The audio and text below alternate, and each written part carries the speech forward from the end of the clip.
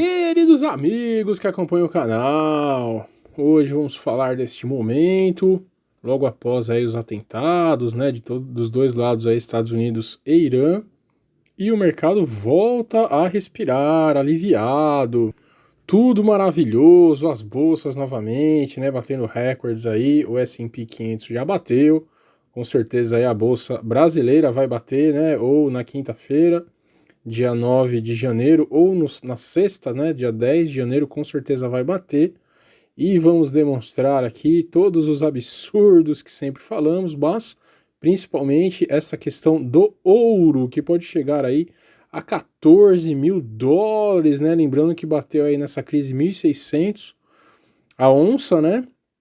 E pode chegar realmente a 14 mil dólares até 2026. Está muito longe, mas, né, seria realmente aí uma subida extraordinária, pessoal. Então, antes de entrar nessas questões, vamos falar aí nessas mensagens rapidamente. Temos uma comunidade gratuita no WhatsApp, basta mandar um e-mail. Temos uma comunidade também no Telegram, com frases positivas, basta clicar no link. E temos também uma comunidade no Patreon, e que coisa, né?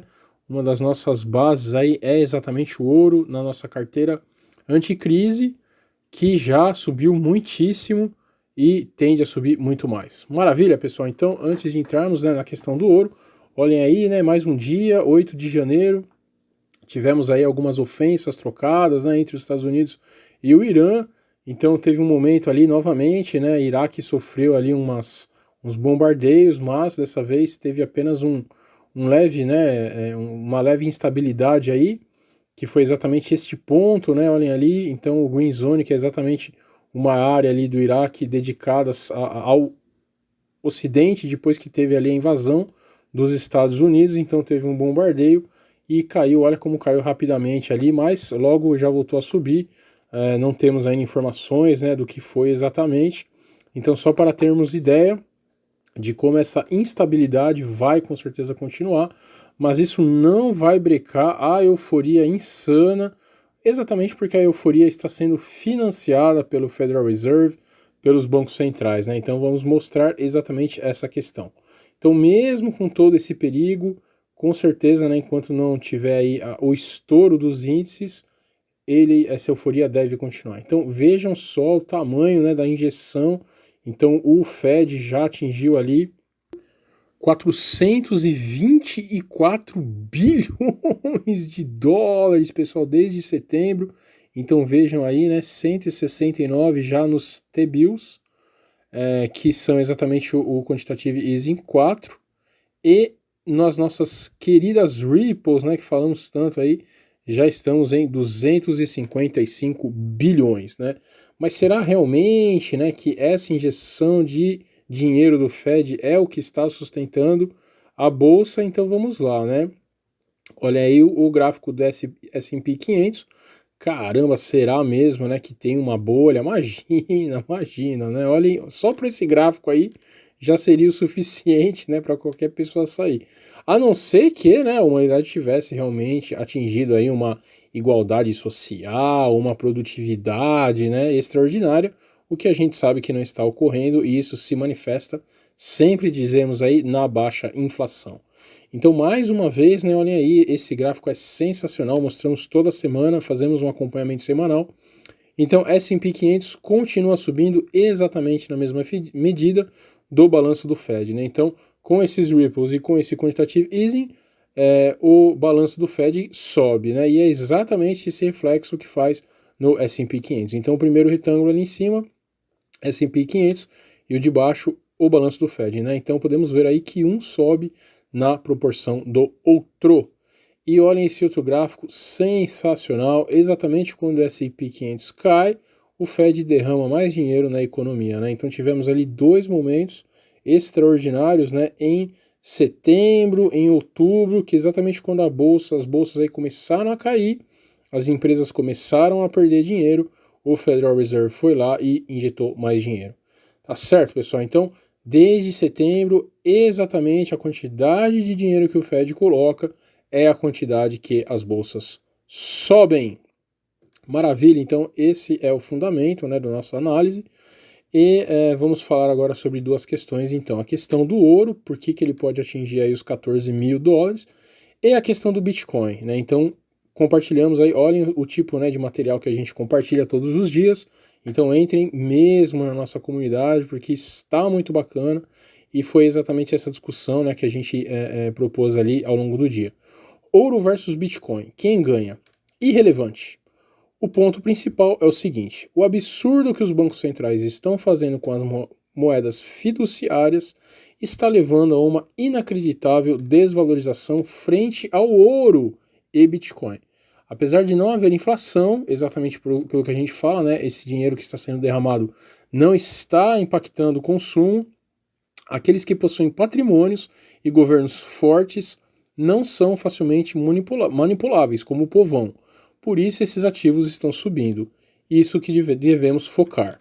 E aí vem a explicação, né, mais detalhada. No geral, o debate sobre o ouro versus o Bitcoin está nos distraindo de uma infeliz verdade econômica de nosso tempo, que as impressoras desvalorizaram as moedas fiduciárias em todo o mundo. Em 1926, as despesas do governo federal dos Estados Unidos foram de 3 bilhões de dólares, pessoal, dá para acreditar nisso? E houve um excedente ainda, hein? No ano fiscal de 1946, só 20 anos depois, as despesas aumentaram para 55 bilhões e houve um déficit de 16 bilhões. Então, óbvio, né, depois da Segunda Guerra, o custo aí, né, o gasto do governo foi extraordinário, exatamente para aumentar, óbvio, né, o contingente militar.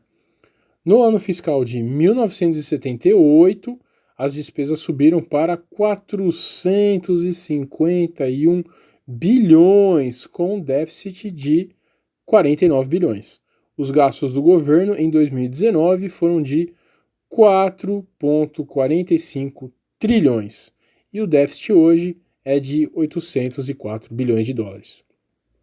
O estoque de dinheiro aumentou durante esse período também. Em 1947, havia 113 bilhões de dólares em depósitos à vista, mais moeda fora dos bancos. Em agosto de 78, havia 357 bilhões de dólares. Hoje, esse número é de cerca de, pasmem, né? Segurem-se na cadeira aí, 10,5 trilhões de dólares. O aumento da oferta monetária leva ao aumento dos preços ao consumidor. Em 1946, o índice de preço ao consumidor era de 58,5 bilhões. E em setembro de 78, 199,3 bilhões. O CPI hoje é de 254 bilhões. Tá certo, pessoal? Se qualquer debate é para ter, portanto, não é se o ouro versus o Bitcoin importa, pois isso é uma distração para problemas muito maiores. O debate é bastante keynesiano, New Dealers e agora monetaristas modernos, meu Deus, né, versus consumidores. Os monetaristas modernos aí, para quem não sabe, é exatamente aquela filosofia de gerar dinheiro, né, infinitamente, realmente imprimir o quanto puder. Libertários e outros defensores da livre empresa, incluído a economia austríaca endossada por erros de ouro e Bitcoin. Com o advento do Bitcoin e dos ativos de criptografia, desfrutamos da liberdade de manter nosso dinheiro fora das instituições financeiras dominantes. Esses dois ativos, portanto, não devem ser vistos como competindo entre si por participação de mercado, mas como aliados na batalha pela escolha financeira. Maravilha, pessoal. Então, essa matéria é só um start, é exatamente para a gente entender que a grande desvalorização, né, das moedas tradicionais é exatamente o que vai levar a essa explosão no valor tanto do ouro e cada vez mais, né, nós do canal concordamos que o Bitcoin. Exatamente por essa questão. As moedas fiduciárias aí que tem unicamente a crença do mercado nelas, vai perder o seu valor cada vez mais, mesmo se não tiver inflação, vai perder diante esses ativos. E aí, para finalizar, né, de onde tiraram essa ideia aí que pode chegar em 14 mil dólares? Bom, quem fez esse artigo é exatamente o James Rickards, né, que é não é Richards, né, porque é com K, Rickards, que é exatamente ali o criador do conceito do IC9. Quem não assistiu ainda, veja nosso vídeo. ICE de gelo, né, -9, vejam que é muito importante. Ou joguem no Google também, nosso vídeo é um dos primeiros que aparece. Então, a matéria dele diz exatamente o seguinte, né? O ouro subiu após o ataque dos drones na sexta-feira passada, que derrubou uma das principais autoridades militares iranianas e está sendo negociado no máximo valor de 7 anos. Sim, as notícias foram dramáticas e tiveram um grande impacto, mas a geopolítica é apenas um fator que impulsiona o ouro. Mesmo sem as últimas tensões geopolíticas, o ouro está pronto para uma corrida histórica.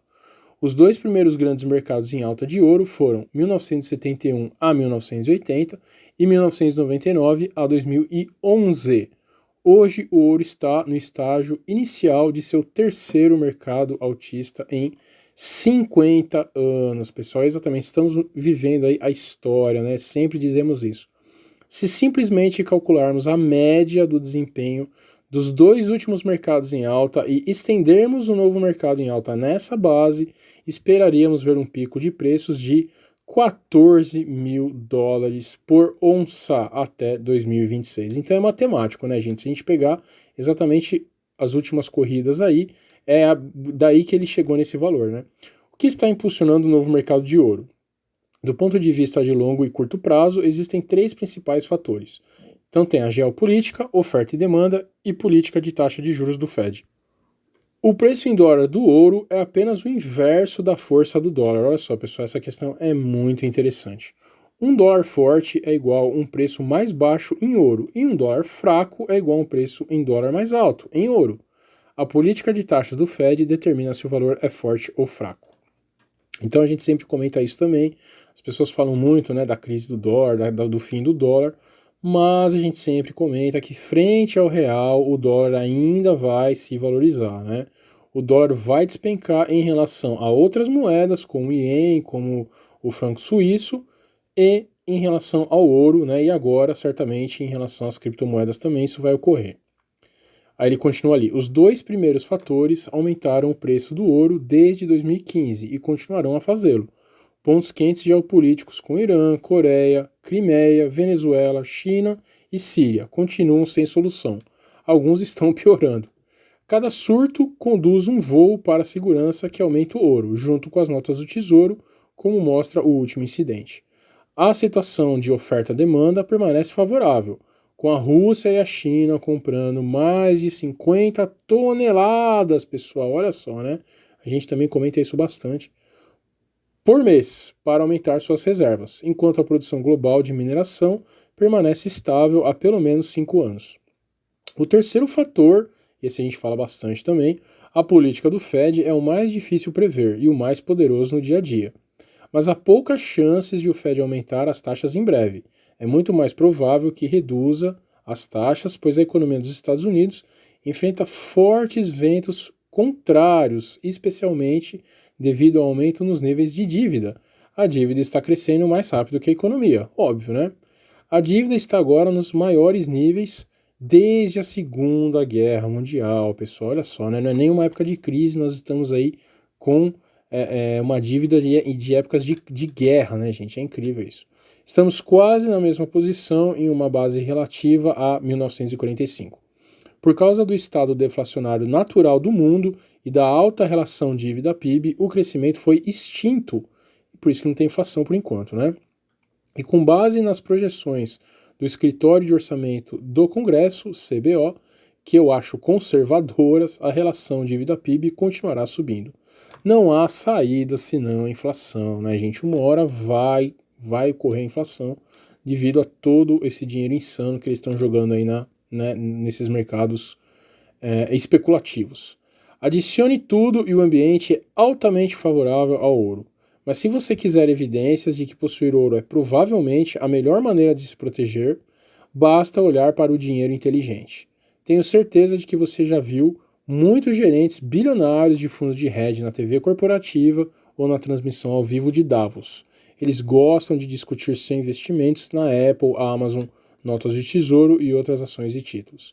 Eles gostam de falar o que querem, na esperança de que outros investidores possam pegar carona em seus negócios, aumentar o preço e gerar mais lucros para eles.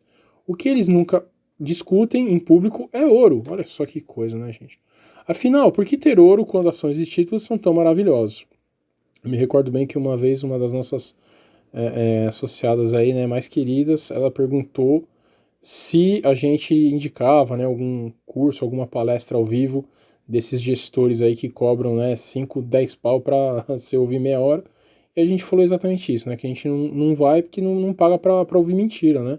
Eles só vão falar aquilo que eles investem para você investir exatamente e dar mais dinheiro para eles, mas eles nunca vão falar como se proteger, por exemplo, com ouro, né? Bem, trabalhei em Wall Street e no setor de fundos de hedge por décadas. Eu também vivi entre os jogadores de Nova York e Greenwich, Connecticut, ao mesmo tempo. Conheci os principais gurus de fundos de hedge em ambientes particulares. E aqui está a coisa. Nunca conheci um deles que não tenha uma grande reserva em ouro físico, armazenado com segurança em um cofre que não seja banco. Nenhum! É claro que eles não vão dizer isso na TV, porque não querem assustar os investidores de varejo e despejar ações e títulos. Mas observe que eles fazem o que eles fazem, não o que eles dizem, que é exatamente o que a gente disse, né, para nossa querida associada aí. Pagar para ouvir mentira, gente. Infelizmente é isso. Se o ouro é o principal ativo para os bilionários, por que os pequenos investidores não têm pelo menos uma alocação de 10% para o ouro? Alguns sim, mas a maioria não. Eles descobrirão de maneira mais difícil o que as pessoas aprenderam ao longo de séculos e milênios. O ouro preserva a riqueza. Ativos de papel, não. Uma redefinição monetária global está chegando, com o ouro no centro. Pode ser um processo ordenado ou caótico. Certo, meus amigos? Então, olha só, essa matéria ficou muito bacana mesmo. Tivemos muita coisa a dizer. Essa matéria do James Rickards ficou sensacional. Então, mais uma vez, né, entrem nas nossas comunidades, tanto no WhatsApp quanto no Telegram. Entrem no Patreon, não só para fazer a carteira anticrise, né, com bastante parte aí em metais, moedas e metais, e também a nossa estratégia de puts, para quando der um problema, a gente conseguir pelo menos aí um segurinho. Maravilha, pessoal? Então, mais uma vez, curtam o nosso vídeo, curtam o nosso canal. Um grande abraço!